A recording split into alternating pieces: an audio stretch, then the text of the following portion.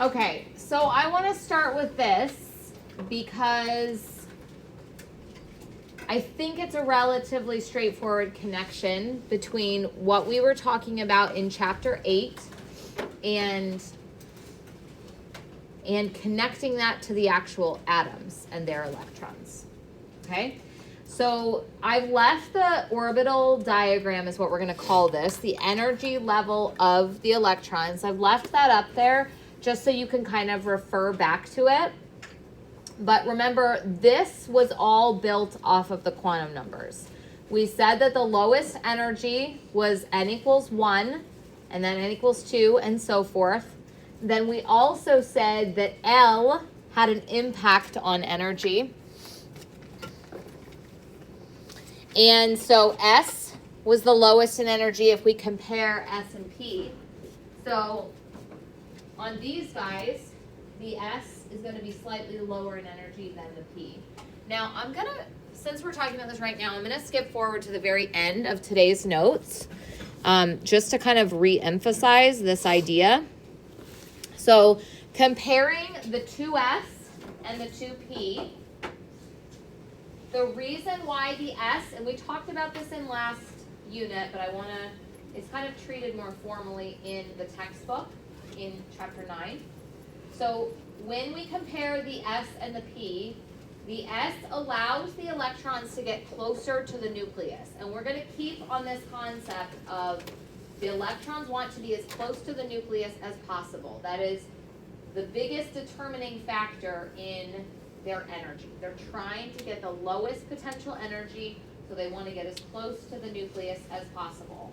And in a spherical shape, they can get very, very close to the nucleus and right around the nucleus. Whereas in P, they can only get close to the nucleus here and there, okay? So remember the term I talked about is access to the nucleus. Like the P, the access to the nucleus is limited simply by the shape of the orbital, okay? They don't have access over here and over there. There's this limitation in how close that they can get to the nucleus. And we can even look at these plots that stem from the quantum mechanics calculations that show that the S has some ability to get close to the nucleus here. This is saying like the probability or the amount of, no, never mind, back off. The probability that the electron can be at this position. So like the nucleus would be here, and we're saying that the 2S has the ability to get close to the nucleus here. It has a probability for it, okay? Most of the probability is further out, but it does have some there. When you look at the P, it has very little probability close to the nucleus where the 2S can be. Okay, so that's why we have their staggered effect. And it's even more dramatic when you get to the d orbitals. So we had to go to n equals 3 in this picture because we're comparing S, P, and D, and D's don't start until n equals 3. So the S, again, can get really, really close to the nucleus. Compared, now in the P, it's a little bit different for n equals 3 because you still have some ability to get close, okay? You still have those regions here and there where you can get close. Not as much as S, but a little bit. D's are even more limited in their ability to get close to the nucleus. So when we look at D, the highest probability is quite a bit further out, and you see very little ability for them to get close to the nucleus there. So when we look at n equals 3, it's S, P, and D is quite a bit higher in energy, okay? So energy is dependent on L as well as N. So if we're comparing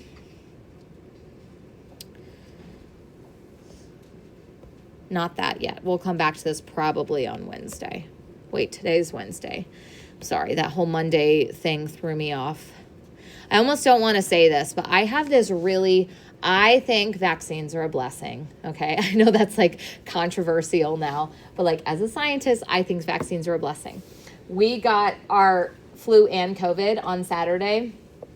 And then I woke up Sunday morning, or it was by Sunday afternoon, and like I had like body aches, and I was like, okay, I remember the first time getting the COVID vaccine, and I had like maybe a day of that, so I thought it was just that. And then I woke up the next morning with like a cough and stuff.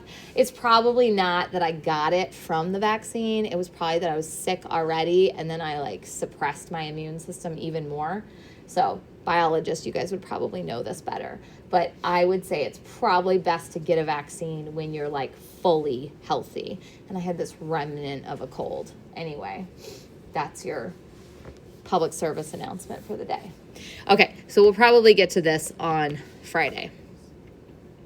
All right, when we look at within a given energy level, we see these changes. But if you compare all s orbitals, they're always going to increase in energy as well. You just have to compare S to S. So when you look at that energy diagram, the 1s is lowest in energy, then the 2s, then the 3s, and so forth.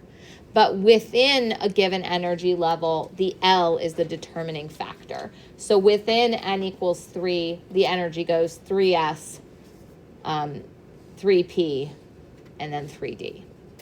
Okay, so we're going to keep that energy diagram up there for you guys to refer back to throughout the class today. Okay, so coming back up to this one. So when we look at actual atoms, we need to consider how many electrons do they have and where are those electrons. And there are 3 different ways that we can describe where those electrons are. Quantum numbers is the most fundamental, so the most detailed way of describing it, and kind of based on the original math. The orbital diagram, so drawing out the orbitals in order of energy, is probably my favorite way to describe where the electrons are. In your textbook, you'll see this drawn horizontally. I hate that. So they're saying energy increases this way, and they'll draw 1s, 2s. They'll also draw them as boxes. I'm just too lazy, so I do lines, 2p. Whereas on this one, the energy is vertical, okay? So I think this is more what we're used to seeing, and so that's why I always draw it vertical. If you see it in your textbook, they're trying to describe the same thing, just in a smaller amount of paper, okay? Okay, so that's the second way we can describe where the electrons are. And the third way, which we haven't talked about yet, is called electron configuration. And it's basically a shorthand way of writing in text instead of a picture what we see, where the electrons are and how many are in each orbital or each subshell, okay? All right, so for one electron in hydrogen, electrons are always going to go to the lowest energy orbital. In fact, that's summarized a couple slides down by this idea called the Aufbau principle. Now, I've mentioned this before, but here's where we're like formally defining the definition. I feel like my brain's still not quite there. So the definition pretty much says electrons are going to go to the lowest energy configuration. That really just means like the lowest energy orbital. Okay, we'll talk about a slight difference about what configuration means when we get to, I don't know, something like oxygen. Okay, so they're going to go to the lowest energy orbital first. So if I have a single electron, looking at this energy orbital or energy diagram over here, if I have a single electron, of course it's going to go in the 1s orbital. Now, it doesn't matter if it's plus 1/2 or minus 1/2 spin. The convention is we start with plus 1/2. Okay, so this is what hydrogen would look like, and helium would just look like that. So we're going to fill up the lowest energy orbital, then we're going to move to the next energy. Now, as you're doing these, I actually think that the diagrams are the easiest to understand, and then from there, we can go back to the quantum numbers, or we'll move forward and do the electron configurations, okay? So pretend I just drew one electron in there. So for hydrogen, which has one electron, it would be in the 1s orbital. The 1s orbital has an n of 1. The L is 0. That's what an s is. If you're talking about an s orbital, the m sub L is also always 0. And like I said, by convention, we make the spin positive.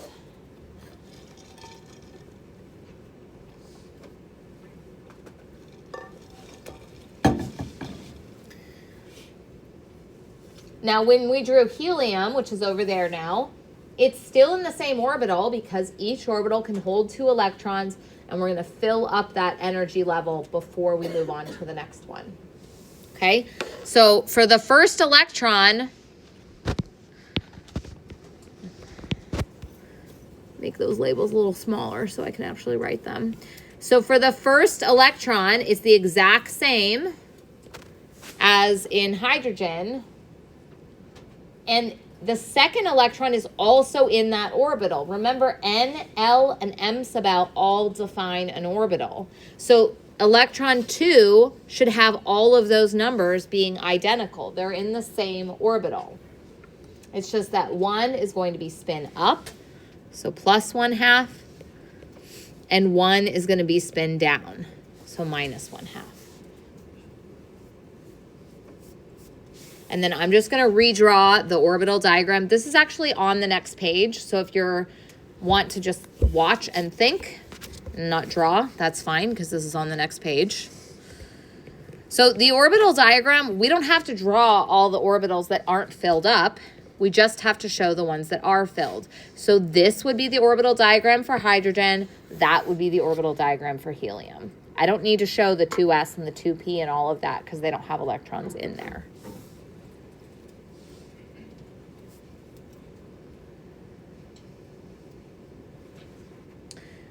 I will use orbital diagrams at least in the first unit of Chem 2, and I think maybe even in the second unit. So like halfway through the first half of Chem 2, we'll continue to use orbital diagrams because they're so useful in explaining chemical behavior and bonding and why things happen the way they do, that we will use those. We won't use quantum numbers beyond, I might remind you of them. But we'll certainly use orbital diagrams, and then we'll also use this abbreviated notation called electron configurations. So the electron configuration, like I said, instead of drawing or writing out each individual quantum number, it's a shorthand way to describe where the electrons are. So the way you do it is you write down the orbital, and then as a superscript, you write down how many electrons are in that orbital. So for this one, it would just be 1s1.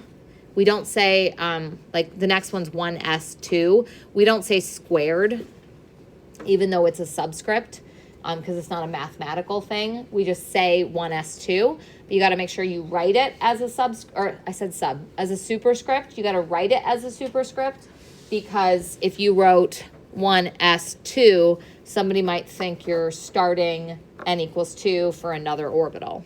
Okay, so this indicates the orbital, and this indicates the number of electrons in that orbital.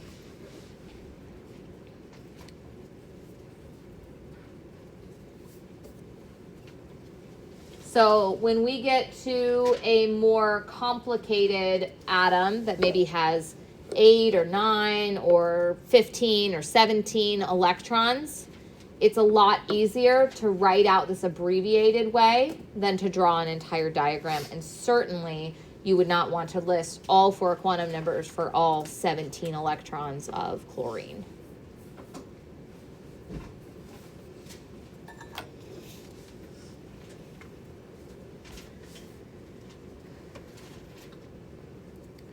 Okay. So this is where we're showing electron configurations and the orbital diagram. Again, I just wrote it down here so it's in your notes in case you copied something down wrong. And same thing for helium.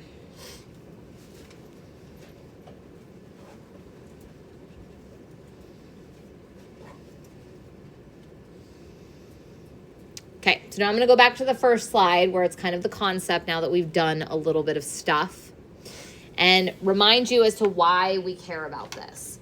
So all of the electrons, particularly the ones that are in the outermost energy level. So if I was talking about, I don't know, let's talk about sodium.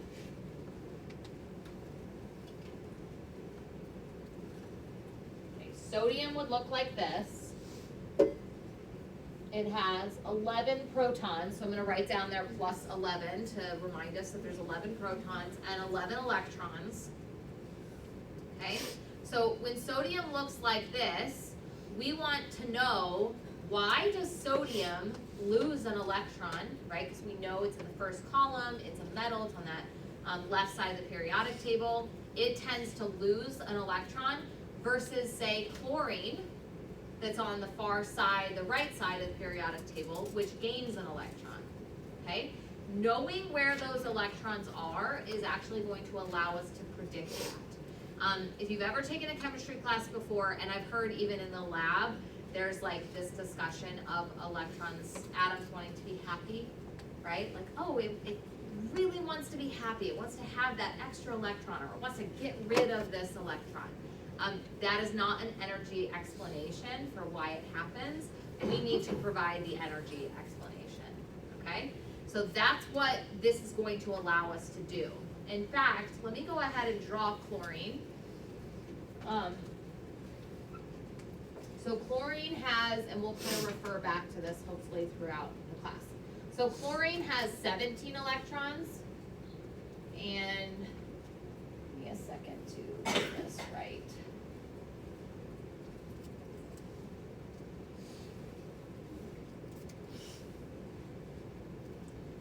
I'm not just going to draw that because that's the only level that's filled, okay? So you may notice that I've actually squished these down closer to the nucleus, and in reality I should have squished them. I guess they are squished closer to each other. Like the spacing here, I hope, is, maybe it's not, is a little bit bigger than the spacing here, okay? So chlorine has, and I'll explain why in a bit. Chlorine has 17 electrons, so it looks like that, okay? Now, the happy explanation is, oh, chlorine wants to gain an electron to fill in that last energy level, okay? And sodium's gonna lose an electron because it has one extra in this energy level. In reality, the reason why this happens is because the energy levels in sodium are going to cause this guy to be able to be at a lower energy level if it moves to the chlorine. And what's kind of inherent in this that we're going to get to in a few slides is the fact that the number of protons in the nucleus actually affects the energy of the orbitals as well. So just because we say that the 3s is slightly lower in the 3p than the 3p, that's within a given atom. If we look at a different atom, those orbitals are still, the 3s is still lower than this 3p, but not compared to in a different atom. The more protons there are, the tighter it pulls in those electrons. It's like, we kind of, oh no, I did come up with a real life example. So we've talked about this a lot as gravity.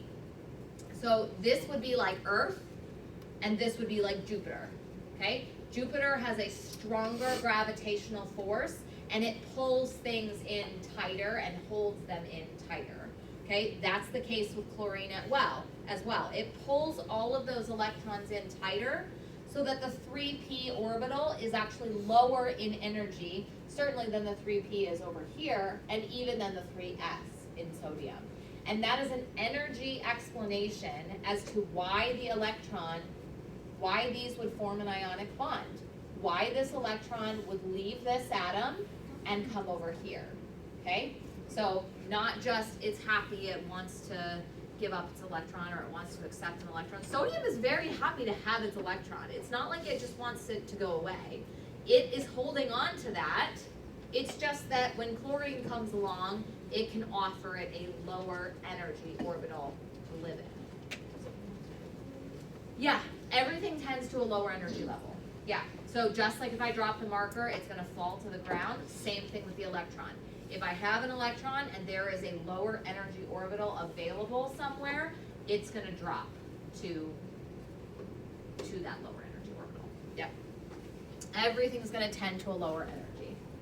So a big part of that is the positive charge, and I'll have a slide that like specifically articulates this in a second.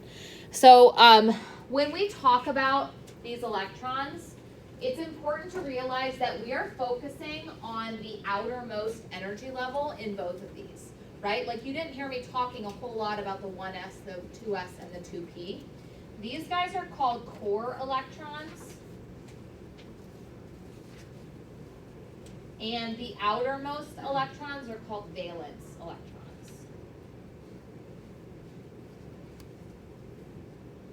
Okay, so same thing over here. These would be valence electrons, and these would be core electrons.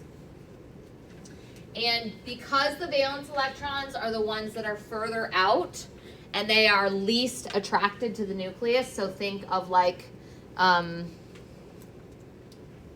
trying to think of a good example. I'm thinking like a spaceship, right? Like that sounds so silly to say. So a space shuttle, something, whatever, is further out in orbit. There's still an attraction to the Earth, but it's not being suctioned to the Earth the way a ball falling from the top of a building would be suctioned to the Earth, okay? So the outermost electrons, because they're furthest away, the valence electrons are the ones that are going to be involved in chemical reactivity, like in either losing or gaining electrons or bonding with something else. And so that's why we focus on those. And we need to know where they are, what orbitals they're in, because that will tell us about their relative energy. And then when we compare it with something else, that's going to help us to understand why they behave the way they do. Okay? So when we think back to when we first started talking about the periodic table, and we talked about Mendeleev, and we said that he didn't even know about protons and electrons, it should like kind of give you the shivers that like this stuff all works, and this is what explains it. And he had no idea even about the existence of protons and electrons. All he was basing it on was chemical reactivity. So he looked at chlorine and bromine and saw that they behaved the same. They tended to form diatomic elements, right? Like chlorine forms two chlorines together. Bromine forms two bromines together, okay? Another example is like nitrogen, phosphorus. Those tend to form three bonds. The oxygen group, sulfur, selenium, those tend to form two bonds. Fluorine, chlorine, bromine, those tend to form one bond. Okay, that is what we mean by similar chemical reactivity. When we look over at lithium, sodium, potassium, they all tend to lose an electron. They typically participate in ionic bonding when they do react, and they all lose a single electron. He didn't know that that was what was happening. He just looked at experiments and said, hey, when we stick lithium in water, it looks the same as when we stick sodium in water, which looks the same as when we stick potassium in water. Or if we react fluorine gas with, I don't know, calcium, it looks very similar to the ways when we react chlorine gas with calcium. And so that's how we constructed the periodic table, is completely based on chemical reactivity. But when we look at it and combine it with quantum mechanics, now we can understand why it looks like that. So one additional thing I'm going to add to this drawing is lithium. Actually, I think that's on a coming page, but I'll leave it over here so you can keep that. So lithium, which is going to look like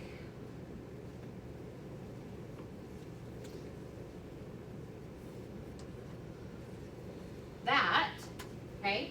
So very similar to sodium in that it has one electron in its outermost s orbital. Now in this case, it's in the 3s, right? And in this case, it's in the 2s, but it has one electron in its outermost orbital, and it's an s orbital. One electron in its outermost orbital, and it's an s orbital. This is why they behave similarly, okay? This is why it works. So when you look at every single element going down that first column, you're gonna see that every single one of them is gonna have one electron in an s orbital and nothing else in that n level. So if we went even further, you know, to potassium, it would like have this filled and this filled and this filled, and then it would have one electron in 4s. Okay, so they look like this is the explanation for why that works out, and that's where we're going this entire chapter.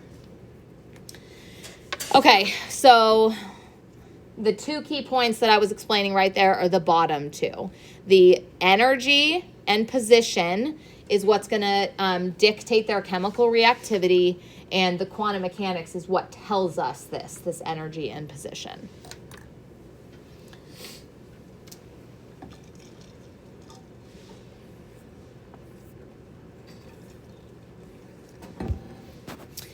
Okay, so I already did this for lithium. So maybe I'll just draw it in there since we just drew it on the board already. The orbital diagram for lithium, we had the 1s had 2 electrons and the 2s had 1 electron. That's because lithium has 3 protons. So if it's neutral, it's also going to have 3 electrons. Okay, so now I want you to take that and show me the quantum numbers for those 3 electrons. I promise we won't do all 4 quantum numbers for very many atoms. I might have us do like one more for, I don't know, lots of electrons, but then I'll drop it because it's kind of long and involved. So N, L, M sub L, and M sub S for electron 1, electron 2, and electron 3. So I want you to tell me all of those, and then I want you to tell me the electron configuration.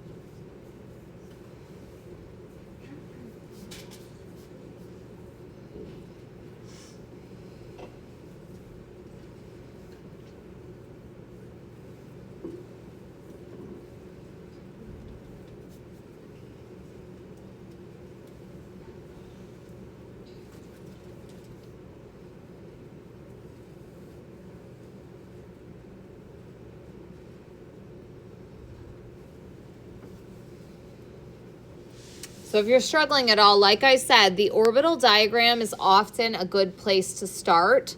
And if you're like, how am I supposed to remember the order that they go in? Well, remember that 1 is always first, and in 1, there's only the s orbital, right? Because L is n minus 1, 0 through n minus 1, so it can only have a 0 or an s. In the next one, it's s and p. In the next one, it's s, p, and d, okay? And there's a trick on the periodic table that will help us remember this weird point between 4s and 3d. We'll talk about that on Wednesday, though. Today is Wednesday. We'll talk about that on Friday.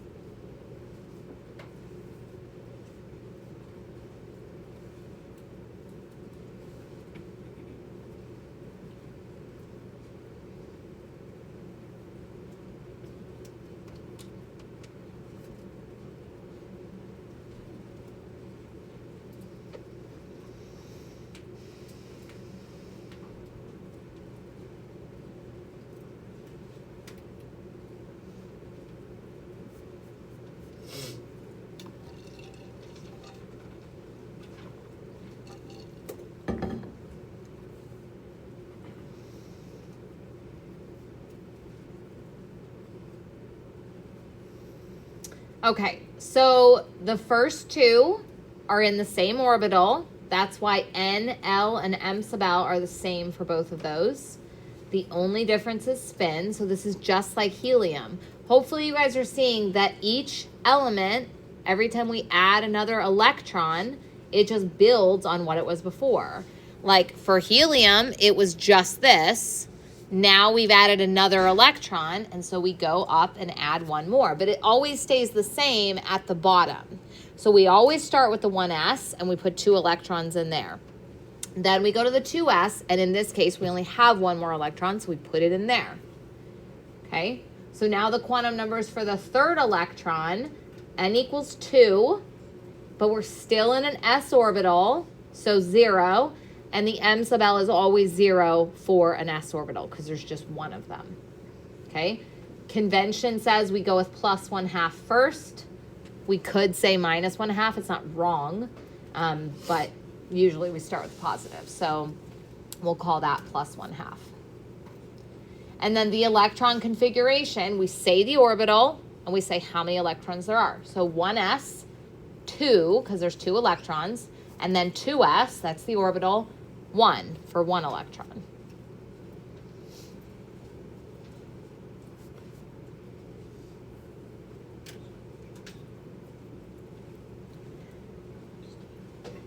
Okay, so we talked about Aufbau principle, meaning we always start with the lowest energy orbitals first, which is why lithium definitely does not look like this, right?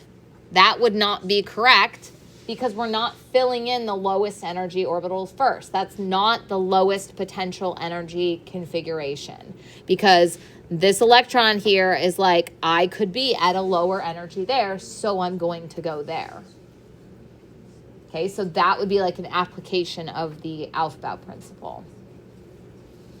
The second one that's listed on here, the Pauli exclusionary principle, it says that every electron has to have a different set of quantum numbers. Like, they can't all 4 be the exact same thing. So by that, what that one means is that we couldn't have this. It is not just high in energy, it's not allowed in the sense that it will never happen. Yeah. I understand the electron configuration orbital diagram, but I'm not understanding, I understand the M sub S level, the spins. Yeah, but the other quantum numbers. Is the M and the M sub L always going to be 0? If you're talking about an s orbital. So let me back up and just do a review on, let me get a blank page, on the quantum numbers for higher orbitals, okay? So remember we said that n can be 1, 2, 3, etc., right? And then we said the allowed values for L are dependent on n. So L can be 0 through n minus 1. So in the case of n equals 1, that's 0 through 0. So L can only be 0. Then M sub L is negative L through positive L. So for 0, that can only be 0, right? When we get to 2, all of this same stuff applies, right? Because L can now be 0 through n minus 1, or another way of saying that is 0 through 1. So L could be 0, or L could be 1. And these, when L equals 1, that's a p orbital. Okay? The M sub L, though, is negative L through positive L, which is negative 1, 0, or 1. So when we write those, what we're saying is that in n equals 2, you can have an s orbital, and the M sub L would still be 0 in that case. But you can also have p orbitals, and there would be 3 of them. So the M sub L could be negative 1, 0, or positive 1. In fact, I wasn't going to do the quantum numbers. We're going to do oxygen next, and I wasn't going to do the quantum numbers, but I think it would be useful to do them. So I'll keep this there. Oh, I'm so lucky. I have almost a blank page up there. So we'll do it up here. Okay, so let's do oxygen, which has 8 electrons. Okay, and let's draw the orbital diagram first. And you can write the electron configuration, and then we'll look at the quantum numbers.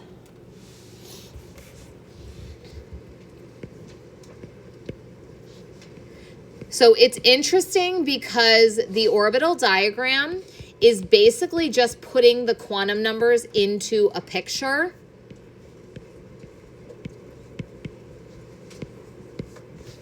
So let me get everybody to this spot, and then we'll show how that works with the quantum numbers down here.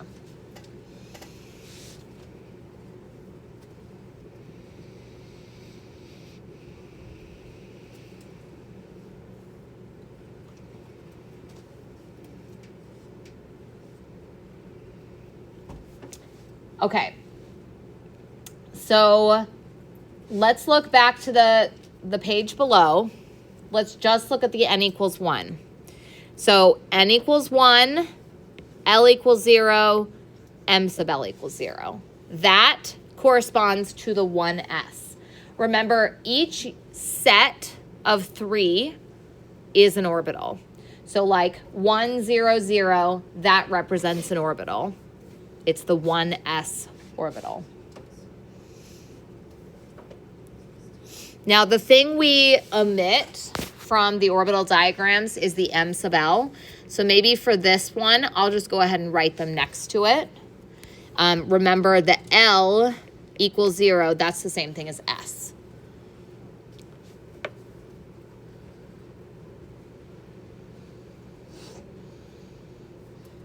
And this is good because this is like bringing us back to chapter 8. It's applying the stuff from chapter 8, but this kind of ties the two together now. So that's this first set, and that's all we have for n equals 1. There's nothing else in n equals 1. In n equals 2, we have kind of 2 directions we can go. We can have 2, 0, 0. And that would be the lowest energy orbital in n equals 2, or the 2s orbital. So 2, 0, 0.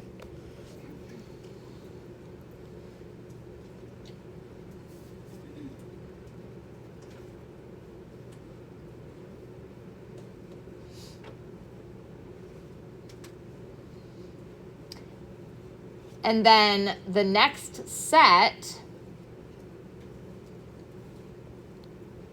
because there are 3 M sub L values, that means that there are 3 different orbitals that have n equals 2 and L equals 1. So like, let me highlight these. So like this would be 1, n equals 2, L equals 1, M sub L equals -1.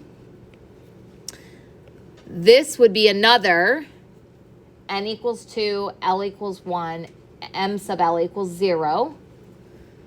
And then the last one is n equals 2, L equals 1, M sub L equals 1. And each one of those now corresponds to those 3 lines where we wrote 2p. The difference is that we don't generally label the M sub L values because those are all equal in energy. And so it's not important to distinguish them from each other. It's just important to know that there are 3 of them. So bringing that back up to this up here. I should have given myself more room to do this, but just bring this label down. So this is the 2p. So remember, L equals 1 in this case. I'm going to show you where this is all written out much more neatly than I have it here. So each one of those lines represents M sub L equals -1, M sub L equals 0, M sub L equals +1.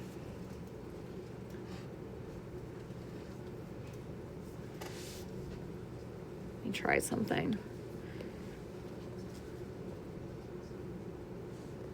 Ha. Oh my gosh, I love an iPad.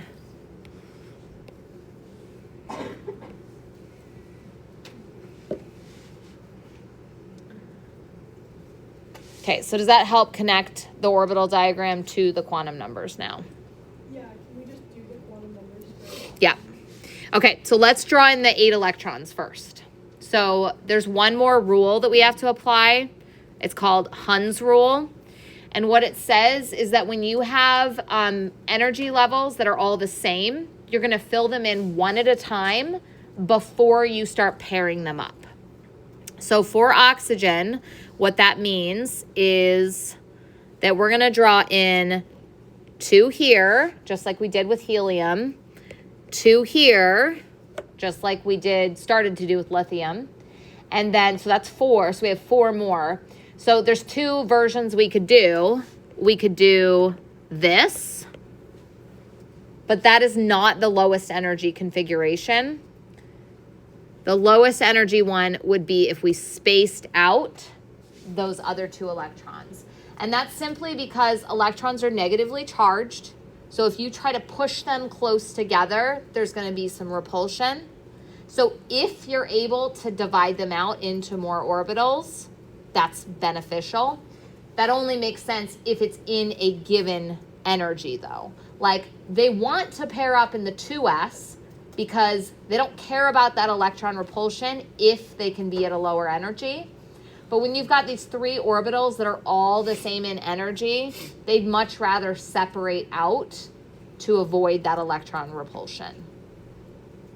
I had someone make an analogy once, like if you have 3 bedrooms in an apartment and 4 people are moving in, like as they move in, they're each gonna like choose a separate bedroom, and then a 4th person is gonna come and they're like, oh, we have to share a bedroom.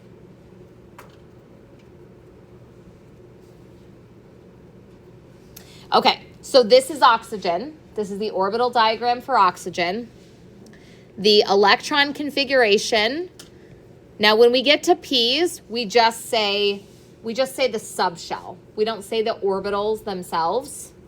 So we'll start with 1s2, 2s2, and then we say the entire subshell. So I think I labeled it as orbital before, but it's actually the subshell. So it's the 2p subshell because subshell is defined by N and L. And if they're all equal in energy in that subshell, we don't need to differentiate them anymore. So we would say 2p4.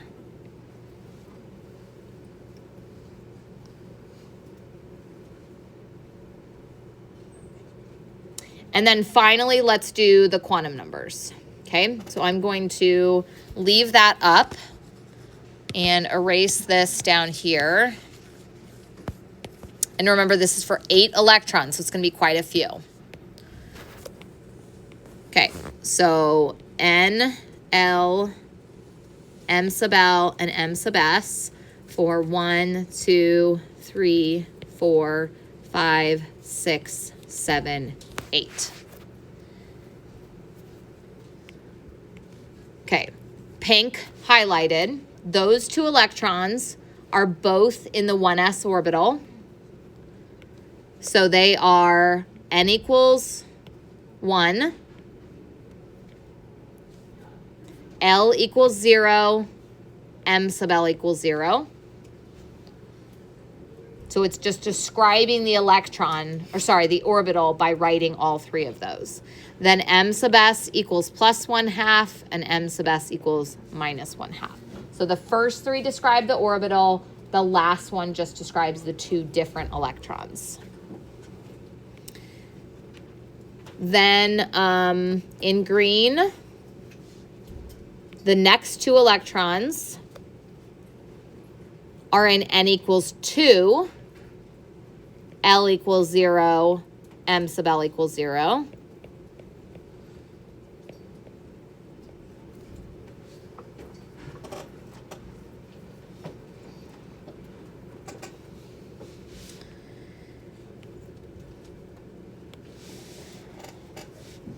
And then the next 4, 2 of them are in M sub L equals -1. So I'm going to treat those first. So they're both N equals 2, L equals 1, because they're now p orbitals, and m sub L equals -1, just because that's what I labeled it as. So never mind, I'm not going to, with the limited time, I'm not going to go with what I was going to say. So plus 1/2 and minus 1/2. So 2 electrons in that orbital. I'm running out of colors here.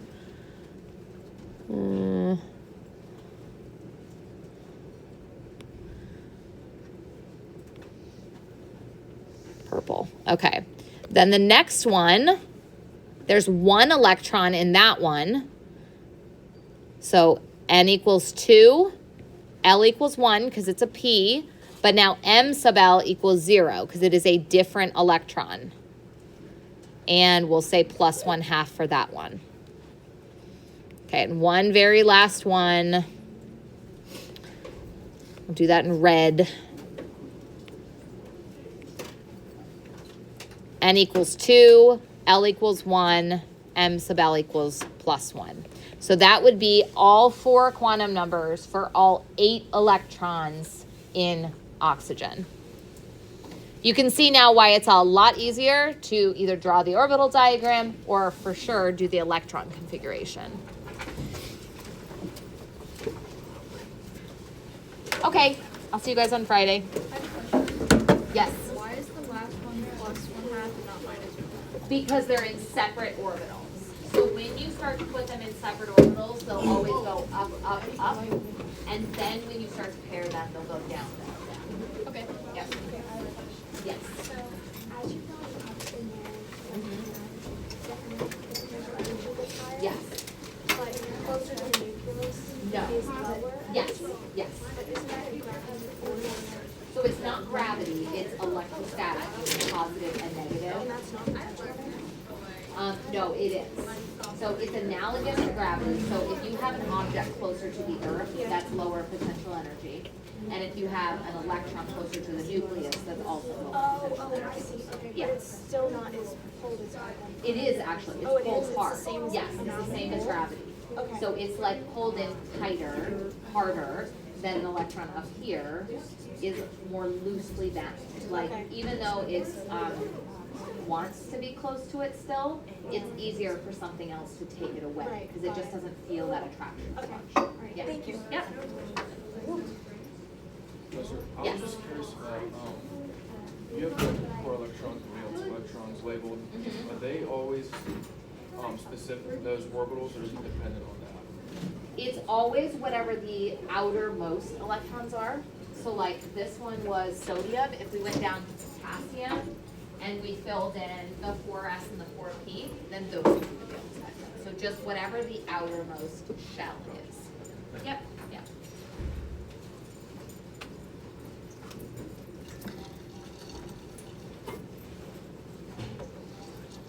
Hello. I just came late. Did you take the attendance? I didn't. Okay. Yep, thanks.